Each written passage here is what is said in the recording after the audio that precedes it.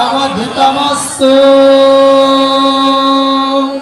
मा विद्विषावहै। ओम शांति शांति शांति।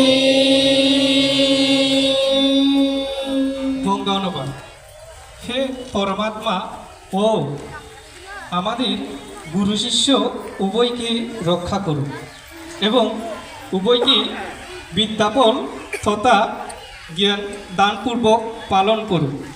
আমরা উভয়ে যেন বিদ্যাকৃত শক্তি লাভ করিতে পারি।